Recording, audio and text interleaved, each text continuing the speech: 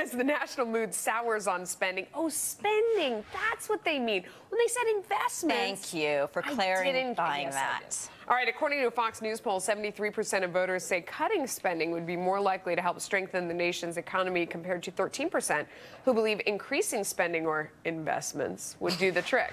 So will the public be swayed by tonight's address? Time now for Lou Dobbs. Ta-da! I love the idea that this business about investment, by the way, just for the audience's perhaps interest, the person who started this term of art, investment instead of spending, was none other than William Jefferson Clinton. And he had such great success with it that in one way or another, every president since, if you'll have noted, has used this term of art, this device. But anyway, we're going to hear more of that nonsense tonight when he does, as Lori and Melissa were saying, mean spending. Despite the fact that most Americans think that the way to strengthen the economy, to restore prosperity, begins with taking care of the spending problem, getting rid of the deficits, and paying down the debt. Yeah. When I buy a whole bunch of purses on my American Express bill and it's enormous, is that was I investing? I mean, have I just been viewing this wrong and perceiving it, speaking about it incorrectly all this time? Well, I would comment. I think it's Wait, what kind of pocketbooks are we talking about? Spending. That's a great point. Because some of them do appreciate in value. Yeah, they do. They do, and a whole bunch of them, as you put it, I'm sure. Well, you're set for life, I'm sure. I'm not sure that I can quite figure out how you would work through the algorithm on investment or spending for purses. But I know this, that it's helpful to the economy, and it's certainly helpful to the manufacturers. And I'm all for it. Keep this economy moving. When it comes to public spending, however, I'd like to see significant constraint.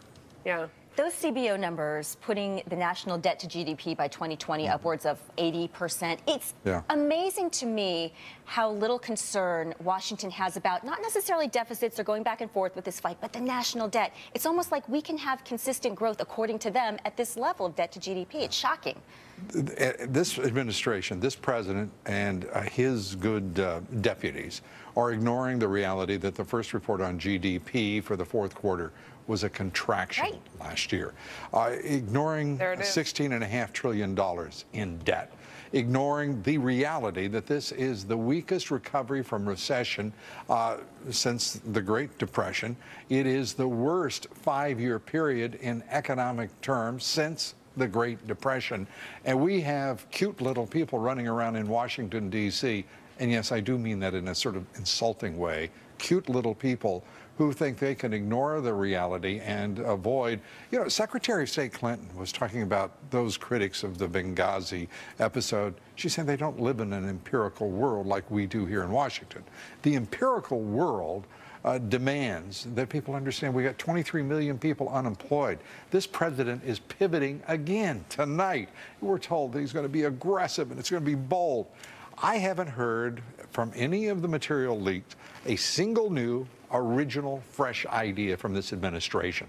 And I'll bet you $5 right here now that you won't hear a single idea that is new or fresh or likely effective.